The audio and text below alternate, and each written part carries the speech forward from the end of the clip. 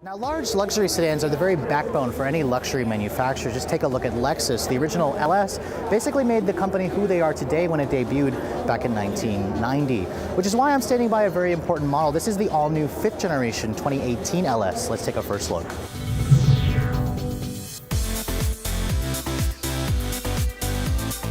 Now, first taking a look at the all-new LS, you can see this is a huge vehicle. This is the company's flagship sedan, so it's a very important model in showcasing where Lexus is going in the next few years. And looking at the platform, this is an all-new platform. It rides on the GAL platform. Let me rephrase that to you. It stands for Global Architectural Luxury. It's the same platform that underpins the all-new LC500. Now, for the LS, Lexus basically just stretched it out. They made it a lot larger.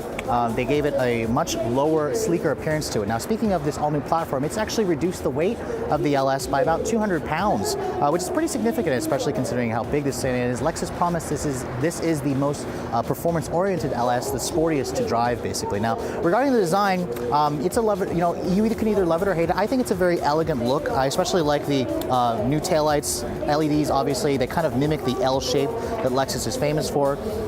They also nicely integrate into the rear quarter panel. It's a very sleek, elegant, modern design for sure. Now, these 19 and 20-inch wheels are available in 5 different variations. This particular one are the 20-inch wheels. They're very shiny. I mean, this whole car in general has a very shiny look to it that doesn't really go with the whole conservative design language that Lexus is typically known for. Now, coming around the side here, the wheelbase has actually been stretched about 1.3 inches compared to the old model, which definitely gives this vehicle a much more imposing stance to it. Now, coming to the front, this is basically where Lexus has gotten a lot of criticism in the past. You have basically the same corporate face that Lexus has been showing, the spindle grille with this very interesting three-dimensional look in the grille, the signature L-shaped LEDs for the daytime running lights, LED headlights, of course, are standard equipment on this model. Now, speaking of underneath the hood, because this is a big surprise that Lexus introduced, even though there's an LS500 badge, it's not a 5-liter V8 like in the LC. Instead, you have the first ever 3.5-liter twin-turbo V6. It's been specifically developed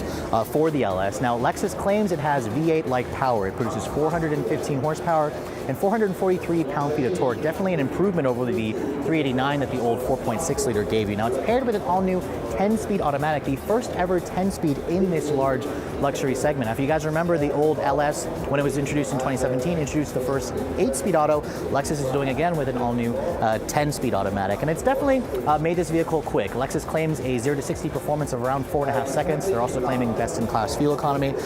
Combine them with the lightweight, and you have basically what it is, the sportiest to drive LS that Lexus has ever offered. Now, with any flagship sedan, you're probably wondering what's going on inside. Now, I'm not allowed to sit in the vehicle, but I can show you what Lexus has done, and I have to say, it's a really impressive interior. I mean, I wouldn't expect any less. This is the company's flagship offering. Plenty of wood, plenty of leather, really comfortable soft seat leather you find on the seats, on the dashboard. Lots of stitching everywhere. In fact, I see a lot of Mercedes influence in the cabin design, especially from the way the flowing wood goes on the dash. You have LCD screens galore.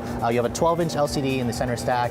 You have a full LCD in the instrument panel. And then Lexus says that they're going to offer what is the largest head-up display, a 24-inch head-up display sitting right in front of the driver that occupies the space in the windshield. So in terms of the technology, Lexus basically is coming full force here with an attack on the Germans. I mean, Mercedes is basically the class leader with the S-Class, so Lexus is trying to reinvent the segment again with this all-new LS. Now, you can expect the all-new LS to go on sale by the end of 2017 with obviously no pricing announced. However, they did announce pricing on the all-new LC500 Coupe, which is like around $92,000. I wouldn't expect the LS to be any less expensive than that model, so it'll definitely be an impressive vehicle when Lexus does eventually bring this to market. For Redline Reviews at the 2017 Detroit International Auto Show, I'm Sophion Bay.